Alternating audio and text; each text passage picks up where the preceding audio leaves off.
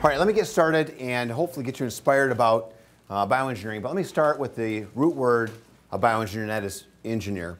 And I think a lot of us in this room have that as our career title, but we don't maybe know exactly where that word comes from. I think we can all appreciate that it comes from people who have an affinity and an interest and a talent in science and math. But they also have talent to solve problems like they know how to build buildings to keep us safe, keep us warm. They also know how to build things that can transport us to and from work, to buy things, to sell things. We also have to build weapons that will keep us safe from enemies. And of course, since they're building weapons as well, we need somebody to build us some armor. And so we look at the word engineer and go back in the Latin, and we see that ingenium is the root. And it means natural talent or clever. And maybe not surprisingly, the word ingenious means the same thing, and it comes from that same word root. So when we look at ingenium and we look at engine, we realize that these two things are actually the same thing. In fact, back in the 12th century, if you were really clever, they might say, you're a real good engine. Or if you built a clever device, they would say, that's a neat engine. And so we kind of have an idea that engine means ingenious, but where does the ear part come from? That comes from Old French, and it says that this is a person who is related to that root word. So a mutineer is one who mutinies. A charioteer is one who rides a chariot, etc., for a mountaineer, auctioneer, etc. And so when you look at a locomotive engineer, this is one who is responsible and clever to work on this clever device called a locomotive train. So let's build on that and think, what is bioengineering? What is biomedical engineering? There's two terms you may have heard before. You may ask yourself, which one is correct? Well, let's look at bioengineering, which tends to be the more traditional approach to solving biological problems. Now, let's say our biological problem is the heart is not beating consistently. So an engineer might say, well, I can fix that. I'll build an artificial pacemaker. What I'll do is I'll go ahead and find something that would be compatible with the body, that I could install into the body. And this device would have to have the proper materials, the proper circuitry, the proper software. And I can't build just one of them back in the shop. I have to build 1 million of them. So I need manufacturing folks to help me out with that. And the alternative way to do that would be the biomedical engineer. And these folks come along, and this is kind of the new wave, where you look at the same starting problem, but instead of using something you can make in your shop, you marshal and leverage the body's existing resources. You're going to make new medicines, gene therapy, stem cells. The challenges are great. So for example, if we're going to modify cells, we have to have some way to mechanically or chemically get in there and not damage the cells in the process. If we need to transfer little strands of protein or DNA or instructional material, this is very difficult to get it in the cell and make the cell then work thereafter. In my bioengineering course, we were just talking recently about how many cells there are in a drop of blood. And there's about 400,000 white blood cells and 250 million red blood cells. And so you look at just in that little drop how much life exists, and then how we can manipulate those on a cellular basis. It's quite amazing. And of course, new drug development through new pharmacological interventions. So those are the different ways in which people tend to look at fixing what ails us. Now, what is the big picture? The big picture is that we all want to live a normal life. And in fact, I might even call this the ideal life, because during the ideal life, you follow a certain path. You're a little baby, you're a child, you're a young adult, and then hopefully grow into old age and have a good life throughout that whole experience. And if we call it normal or ideal, what can we realize? Well, we realize that health is merely the slowest rate at which one can die. Now, this might sound kind of morose, but it's true, and that's my goal, all right? So we look at the normal life, we look at the ideal life, and what happens is, though, a lot of us get beset by disease, injury, some kind of a setback, and we start deviating from that normal or ideal life. And so we look at this and think, well, this is not normal anymore, but this is probably real life. And there's a delta that exists between where we are and where we wish to return to. And so the question is, as a bioengineer, how can I use engineering fundamentals and scientific principles to close that gap and bring you back to normal? And my goal is to return you to a high quality of life. And so today I want to look at ways in which we can take you as you are and maybe make you, even if you're healthy, make you even super healthy. And if you're injured or have worn out parts, how can we replace those parts? So let's start by looking at supersizing you. Now there's two ways we can do that. We can either do it through those, or I can make you superhuman. And to start to make you superhuman, I first have to understand what is normal about you so I can figure out what to amplify. And going back 130 years, Edward Muybridge was credited with some of the first stop-action photography, which would look at gait. And here there's a person wearing dark clothing with chalk outlines on key anatomical landmarks. And they basically used a strobe effect with an open camera lens to get a stop-action photograph. And from this, you realize that the person, as they're walking, they pulse up and down. And if you're able to see this from the front view, they actually pull side to side. And so there's certain amounts of time that your feet are on the ground, that they're swinging, and there's a lot of complex things going on. Well, from 130 years ago today, we now have new ways to measure this, and there are complex gait laboratories. And the word gait really just means the manner in which one walks. And we can take sensors and put them in the floor, sensitive cameras, put markers all over your body, and we can analyze how you move. A lot of this technology is in movies right now. And from that work, I can deduce and kind of tease out what makes you tick. And we all know what normal gait looks like. It has a certain cadence to it. And we know that if somebody has an abnormal gait, it's very obvious. And so we have to, though, put numbers to that. And once we have those numbers, we can do something with that. And here's an example where Berkeley is doing just that. They've built an exoskeleton which goes on this fellow, and it makes him superhuman. So it takes him from normal, puts this thing on in a few seconds, he's superhuman. Put a 100-pound payload on his back, and he can still go down steps very easily. He can run. Imagine if he was a soldier, there's somebody harmed. He could throw that person on his back and still run very quickly to safety. Still allows him to maneuver as he needs to. If he needs to get up and engage in hand-to-hand combat, he could still do that. And then the device comes off within seconds and can convert into a backpack, 31 pounds, extra battery storage, and he can use this for many, many hours. So that's one example where we're putting a person into a situation where there might be harm. What if we don't even want to put the person in there? Perhaps we want to build the robot you.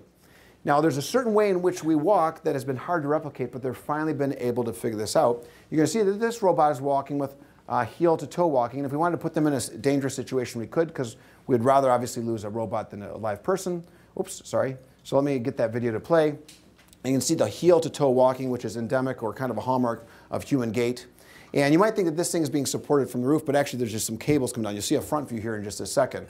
And you see that those are just cables powering it. This guy can even disturb its path, and it can even right itself. So if you're in DS1 or DS2, if you're in control theory, to look at the dynamic situation here, how do you update on the fly and in real time keep this object stable? It's a real challenge.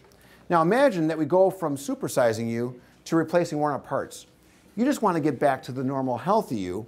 And an example might be that your hip wears out. So here we see somebody who's trying to rehabilitate their hip, but they might actually need the joint replaced. And if you do need it replaced, we're going to put in something like this. And the first part goes down the hollow of your thigh bone. And on the top of that, we put a metal ball. And that replaces the normal ball that you have in your body. The socket is a metal shell with a plastic liner. And when we put all these together, it works pretty well. But we need to be able to test it. So we design it first in CAD, get all the geometries right. We produce it using some nice manufacturing technologies. And then we go ahead and take that gait data we learned before, and we play that back through the implant day and night, every second. We're able to simulate years and years of usage in a relatively short period of time using that gait data derived before. So this has been going on for now about 40 years. We've learned an awful lot, but it's not perfect. Let me just give you some pluses and minuses as you look at putting your hip joint back in. Here's a brief example of all the hip joint replacement designs that's come along the way over the last decades. So let me take a look at what we started with going all the way back into the 20s. And by the way, up until 1970, none of it really worked that well. So that's when I say the last few decades. Really, it's only since 1970 that things worked pretty good. Back in the 20s, they were trying ivory. Cobalt chrome was tried in the 30s, and this followed the 1936 invention of some dental devices. And since they were working well on the bones of the mouth, they started to try it in the hip. Acrylic was tried in the 50s, and then as was often the case, something was tried before. What comes around goes around. They came back to cobalt chrome in the 70s, and cobalt chrome is used today. If you look at that, I show my students this, and I show them a trailer hitch. And I say one of these costs $8 at the hardware store, and one of these costs $2,000. So a lot of the technology that we've used to make cars applies here. Shaping and forming metal, getting surface finishes to be a certain way, getting the carbide to precipitate or not precipitate, or face-centered cubic, bi-centered cubic, whatever it happens to be, that technology already exists, and we're just now applying it, of course, to the body. So it turned out that around 1970, Charnley, McKee, and Ring, all three folks from the British Isles, they all had different designs. And Charnley advocated that you would put metal on plastic. McKee and Ring both advocated metal on metal. And Charnley wanted to, I guess, prove that his was best, so he created something called the pendulum comparator, and he invited surgeons from all around the world to come to his lab in Britain. And he would then disturb this pendulum from rest, and he would release them all at the same time. And his thought was that the one that oscillated back and forth the longest would have the lowest friction and probably work best inside patients' bodies.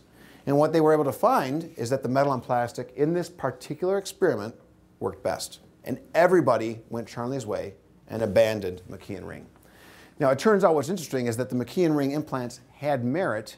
It's just that in this particular test, they didn't do so well. And so sometimes the history is kind of interesting. Now, what enhances or hurts you on your ability to swing back and forth with low friction is how wettable the materials are. And wettability is basically how well fluids will coat over the surface.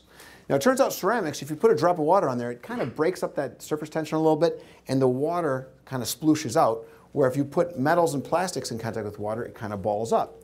And so people said, well, metals have pluses and minuses, ceramics have pluses and minuses, and all of these have been used in different combinations over the years. People put ceramic on ceramic, metal on plastic, plastic on metal, every combination of all of these that you can imagine. But realize every one of these has a plus and every one of these has a minus. The ceramics are not so great because if you take a pool ball and throw it on the ground, it's very brittle and it'll fracture. You'll get little particulate. And that little particulate will end up kind of migrating itself into your tissues. So if we ever have to go back in and replace your implant because it broke, I now have to get all those little bits of tissue or the ceramic out because they'll act as a grit that'll damage future implants. And one way to think about it is if you're sitting there at your morning breakfast and you've got a bowl full of oatmeal, and I took a handful of sand and threw it in the oatmeal and stirred it up, and I said, now get every particle out. He said, well, that'd be almost impossible. And that's the same thing with ceramic. If that ceramic explodes or cracks or breaks inside of your hip, it'll coat the tissues on the inside of your hip. It'd be very difficult for the surgeon to get it back out, and it'll jeopardize future implants. So the nice thing about it, it's very smooth and it wears very well. So pluses and minuses.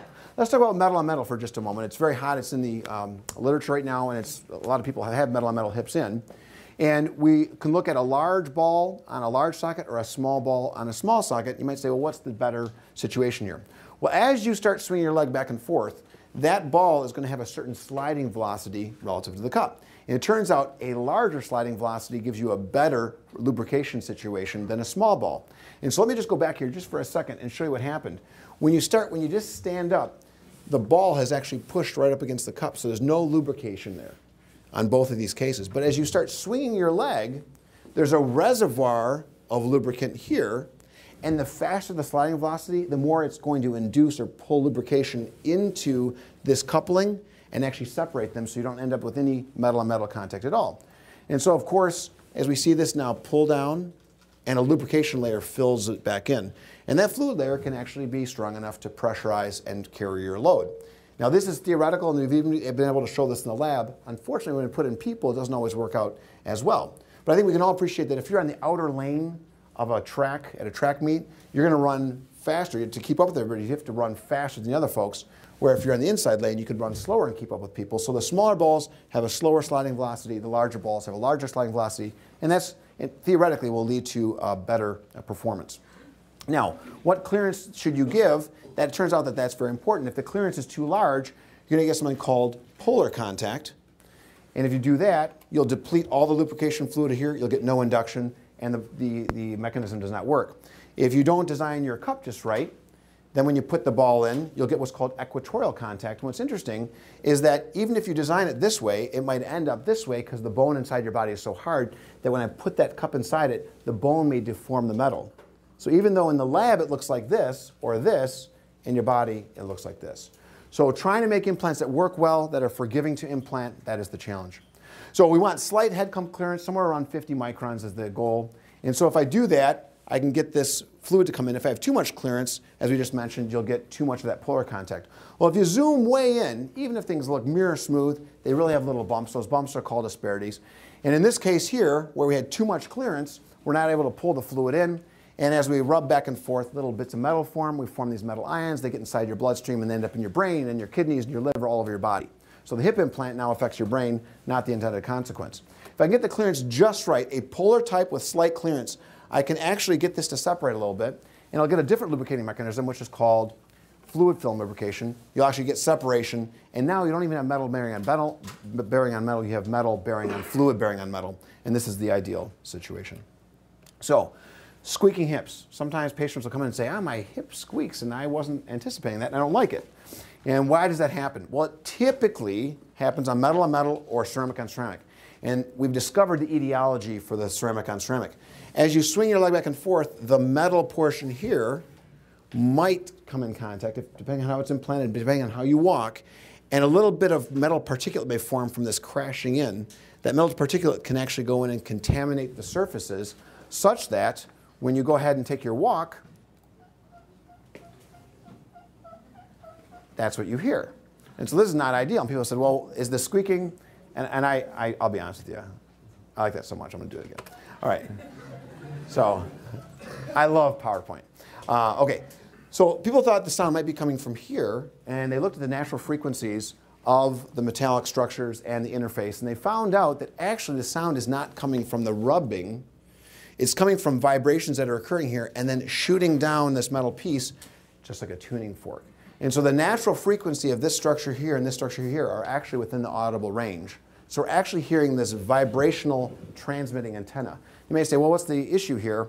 It turns out they looked at over 2,000 implants, only 4 had to have a second surgery. So even if your hip squeaks, if you happen to have a hip joint replacement, chances are it's benign, which is a good thing.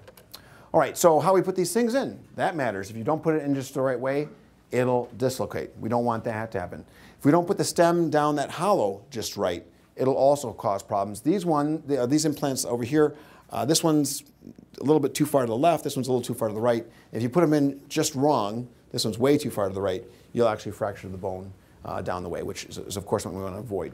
Now, implants are also a 3D structure. So we don't have to worry about just in that one plane, we also have to worry about in this transverse plane cutting this way. And so this is not how you want it implanted, and we've discovered that if you implant it this way and go through certain types of motion, you'll actually dislocate the hip. So the goal is to get it to be in just the right way, help surgeons do that, and that's the challenge. There's still some technology and technique that's involved here. So let's talk about the knee. You have the 2 joints in your lower extremity, and of course this is one that needs to be repaired periodically, and what it looks like is kind of similar. We've got a metal and plastic articulation occurring between the thigh bone and the tibia, or the shin bone, and we're going to have something for your kneecap. The part that goes on the top of your shin bone is metal and plastic. The part that goes on the end of your thigh bone is all metal, and the part that goes on your kneecap is all plastic as well.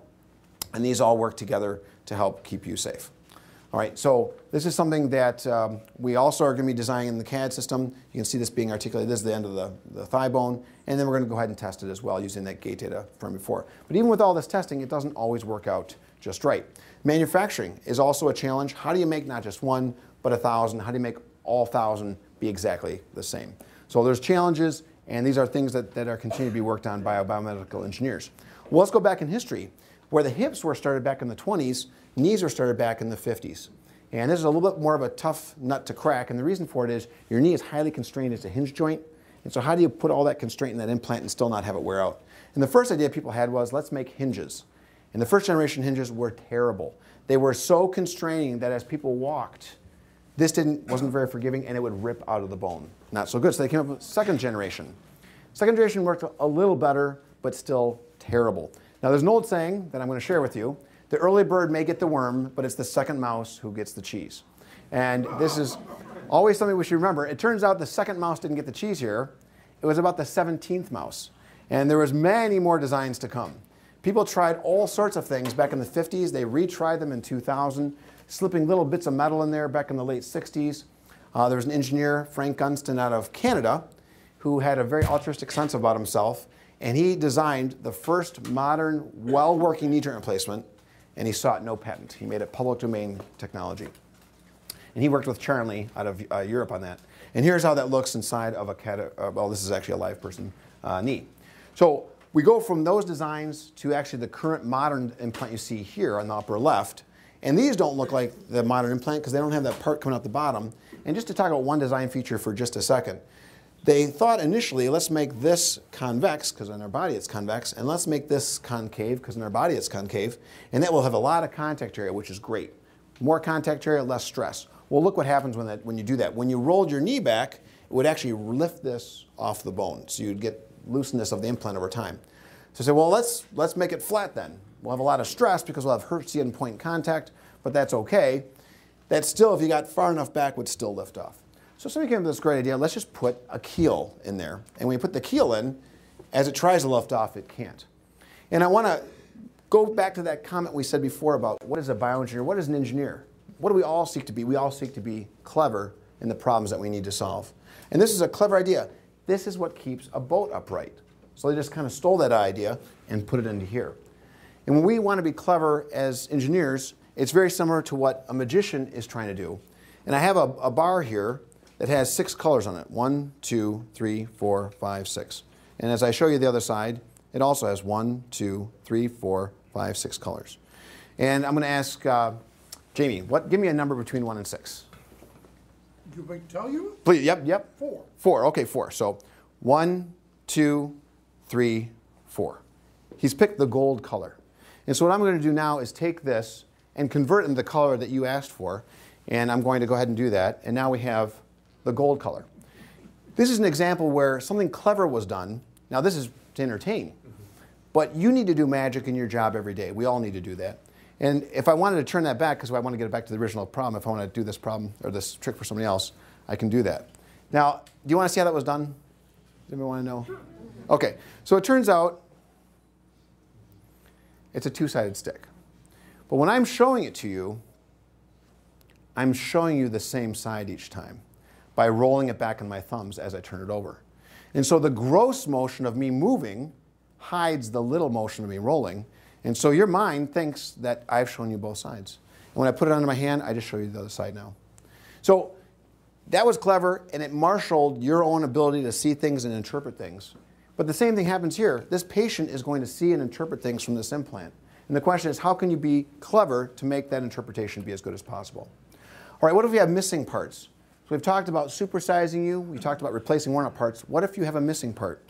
And here we have an example where a fellow suffered a stroke. He still has his hand, but effectively it's not useful. So to him, it's missing.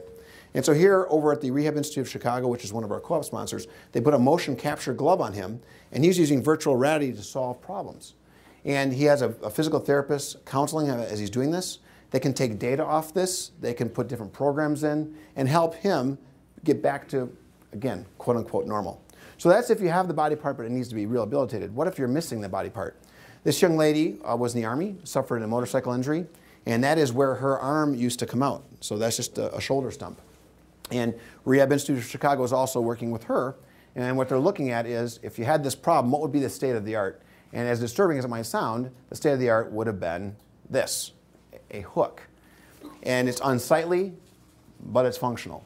And one of the challenges we have in prosthetics or replacing worn-out parts is, thankfully, the market is small.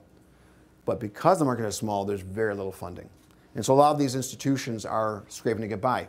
The wars in Iraq and Afghanistan has created a lot of amputees. And so in kind of a strange way, there's a lot of funding flowing in this area, which is very good. And we have co-op students working on this. So this gentleman here was holding on to a couple 100,000 volts, and his arms were torn from his body. And he was given a surgery here, just like the young lady. They both were given the surgery where the nerves, there's 4 main nerves that come down your arm. Those 4 nerves were cut during the trauma.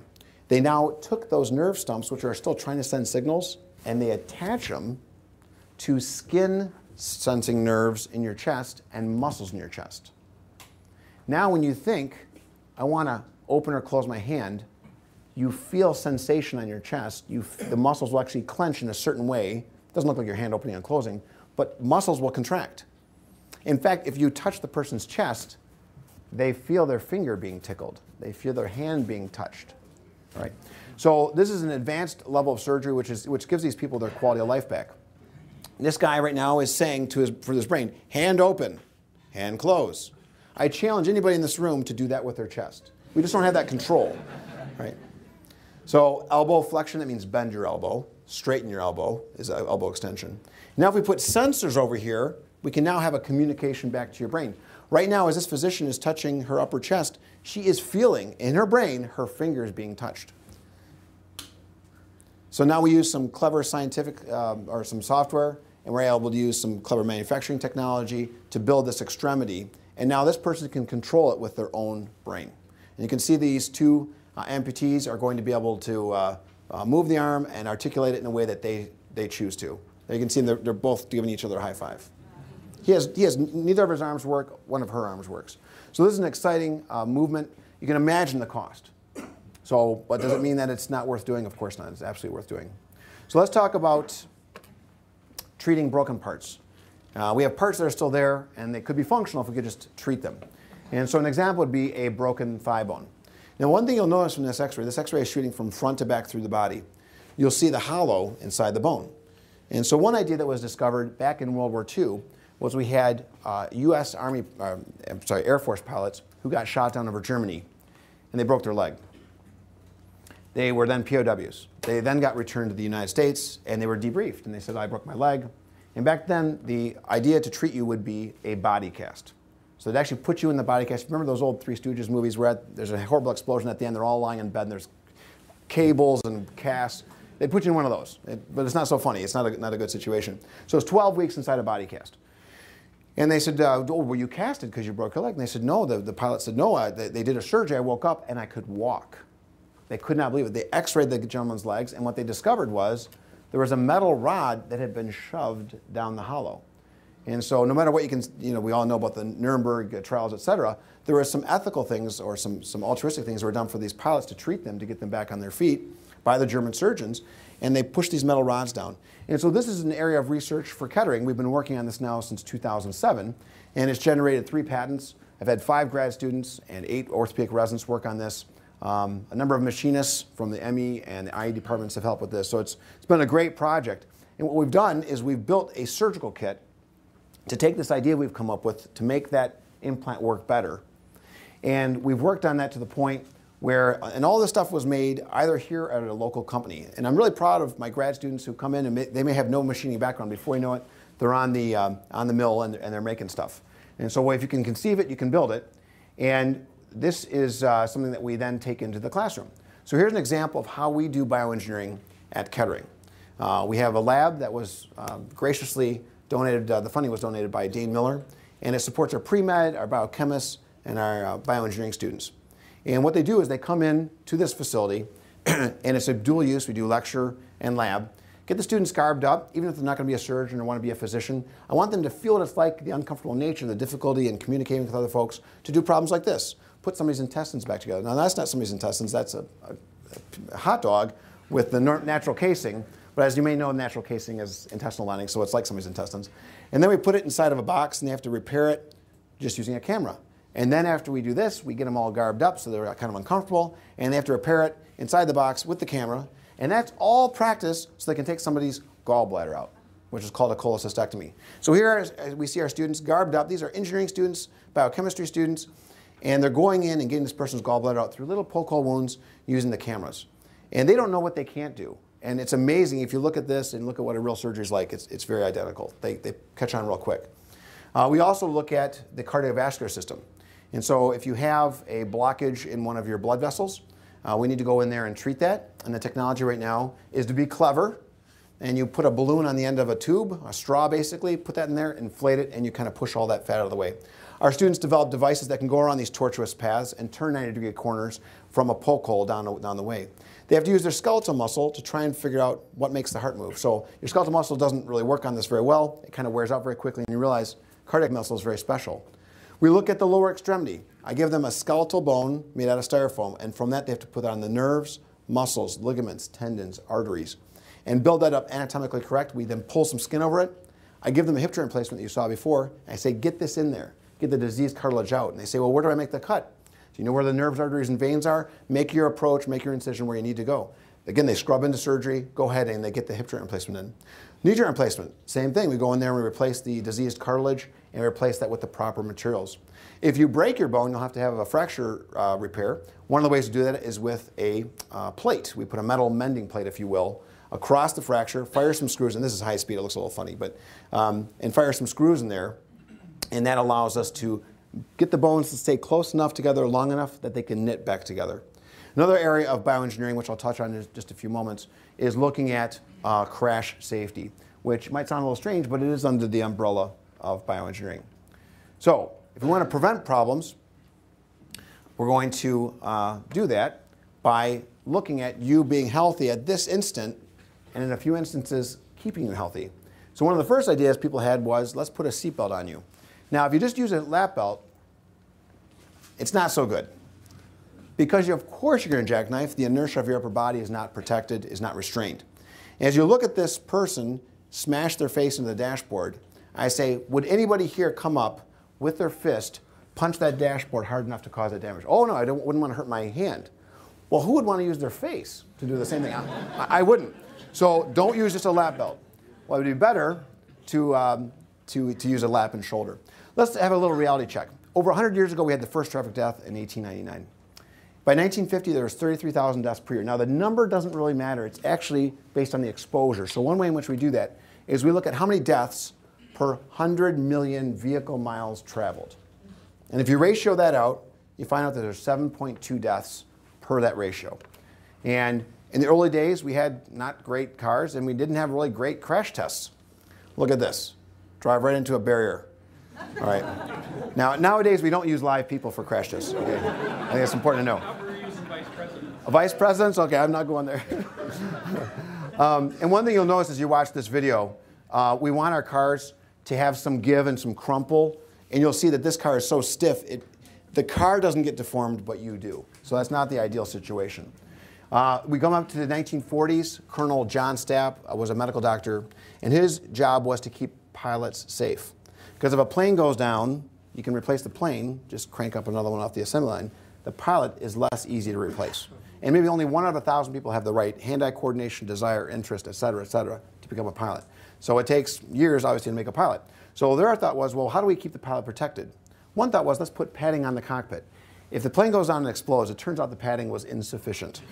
So they said, well, let's get the pilot away from the plane. And as the plane's moving along, if you get the pilot away too slow, the tail will get them. If you get them away too quick, you can kill them because you accelerate them away so fast. So what John Stapp was doing was putting dummies on a sled, 10 miles long, 50,000 feet. He would get up to 6, 7, he had the capability of going up to 8 Mach 8, so thousands of miles an hour, and he would then deploy a dummy out of it, and he would look at how much acceleration it took. Well, he had to see what was the tolerance of humans.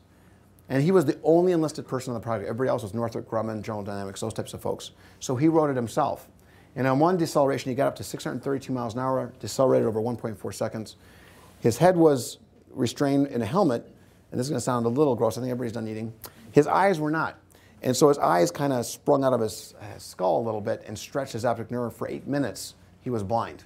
But then eventually his vision cleared. So he went through tremendous trauma himself to prove things for us. Well, what he discovered was people were much more likely, the pilots are much more likely, far more likely to die driving to the base in the morning and driving home at night. Flying the plane was relatively safe. So he turned his attention to auto safety. And today we still have this thing called the Stapp Car Crash Conference. Another reality check, 1972, 54,500 deaths per year. Where's our number on the ratio? 4.2. So we're actually coming down. And what happened in between 1950 and 1972 was the Motor Vehicle Safety Act of 1966, which followed a book published by Ralph Nader, Unsafe at Any Speed, about the Chevrolet Corvair and other things about the auto industry that weren't so safe. So in 66, the MVSA, the Motor Vehicle Safety Act, let me just get a drink of water here, led to the first regulations for cars in the United States. And prior to that, prior to 1966, you could take a rocket, turn on its side, put 4 wheels on it, duct tape a lawn chair to it, and open up your own vehicle dealership. There was no rules. You did not have to have headlights. You did not have to have a windshield. You didn't have to have a seat. There was no regulations. Now, you must have headlights. The gear shift order, park, reverse, or park, neutral, reverse, all those different gear shift orders, that wasn't even regulated. And so all that stuff was regulated, and so between 66 and 72, we actually start seeing this reduction. And what it means is that we can prevent problems through science, through technology, through being clever. So let's go on a little bit and talk about what is the key to crash safety. And we start with Newton's second law, do a little bit of just real simple calculus, and we find out that the mass of u times the change of velocity you're going to go through in a crash is equal to force times time. Well, if it's a small time, it needs to be a big force. And if it's a big time, it can be a small force. We want it to be a big time and a small force so it doesn't hurt me. And an example of this is take a look at these 2 eggs. One thrown at a brick wall on the left. They're both the same mass approximately. And he's going to throw them with, as best he can, the same velocity. Now, I think we all know what happens when it strikes the wall. It's going to explode, which it does. And so that is not what we want. He's going to throw it now at a sheet. And it hits the sheet, and the sheet has some give, and it lands on some foam on the ground. It doesn't even break the shell. So how does Newton's second law predict this?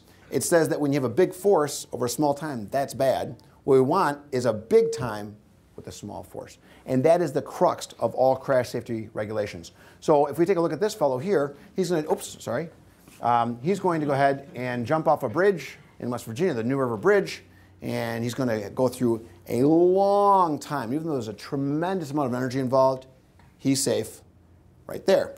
Versus this fellow here, which is going to brand this horse, and the horse is going to dispute that. So that's small time, big force. So how can we use that to our benefit? In the event of a crash, notice that if the car is going 35 miles an hour, you're going 35 miles an hour, the relative velocity is 0. But if the car stops, you will then have a relative velocity between you and the vehicle. And the vehicle will stop, and then you'll strike into its interior. And that's the trauma. And so how can we help that situation? Well, if I tie you or couple you to the vehicle, which we're going to do here in just a second, I'm going to put a seatbelt on you. And I have an airbag come out. If I couple you to the vehicle, then you can slow down with the vehicle. This gets damaged, and you don't. Your kinetic energy and the car's kinetic energy has got to go somewhere. And if you couple yourself to the thing that's deforming, then you benefit from that long time of that long crash. And at the end of the event, we have a pillow for you to land on. And so this is very, very safe. All right, so that's the goal and the intention of all crash safety ideas is long time, small force. What else could we do there? Well, here is an example put out by Autoliv, one of our corporate partners. And they have something called a pretensioner. Now, in the wintertime, you may be wearing a coat, so that seatbelt may be way off you, which means you may slide forward a long distance. Or you may be leaning forward. If we have a pretensioner golf, it's a ballistic device that pulls 4 inches of webbing in and pulls you back into your seat, or puts it snug up against your body. And so we'll see how that happens right here. So it pays in some webbing. And what that does is, now when you do go forward, you have the maximum distance that you can go through to maximize the time before you strike anything. But you don't want to also get to the end of the travel and then have it abruptly stop you. So now we use a load limiter. So as you are going forward from that far back position, the seatbelt device will actually stretch out and deform and actually limit the load. We know what load it takes to break ribs in your body. And so this thing will the seatbelt system will break before your ribs do. Again, prevention. Here's it all working together. We have the seatbelt, the airbag, and the steering wheel. I shouldn't give that any short shrift. That also will deform and absorb your energy as well. So if it's designed right, it's safe. If it's designed wrong, it's not safe. Here are, I'll just go just about 2 more minutes, and then we'll cut it loose. This is the government crash test. This car performed well. Insurance Institute did a similar crash test, and the car deformed. And so this is obviously not the situation that we want to be in. So vehicle design matters. 2003 and earlier F-Truck, the car performs like this with the Insurance Institute for Highway Safety. Obviously not something that I want to be in. 1 year later, Ford was so kind of sensitized by this, same skin, looks very similar. The understructure is different. Now look at the performance. That's the car I want to be in. Exact same crash tests. Completely different results for the car and for you, the occupant. So we're going to go forward. We're going to have a stop action here in just a second. And you can see the crumple is penetrating into where you're sitting. Where down here, the crumple is stopped right there. In fact, let me just pause that. If you look from here back, you can't tell this car was in a crash. And that's the kind of car you want to be in. And through vehicle design, we can make that happen. What if I took a 2009 Malibu and smashed into a pristine mint 59 Bel Air? It doesn't do well. And so we all talk about old boats. They're big and stiff. They're not. This new car, which is lighter, vastly outperforms the person in the Bel Air. And so the situation is you want to be in the vehicle that provides the most protection for you. Newer cars do it. If you own a classic car, drive it sparingly and obviously be as careful as you can because you're not going to be afforded the protection of a modern car. So where do we end up with? 2010, 1.1 death per 100 million miles traveled, which is great. Just a couple last things. If you're the pedestrian, we're also doing things to protect you on the outside of the car. Our students are doing virtual crash testing in the classroom. And that's it. A few minutes long, but that's it. Thank you much.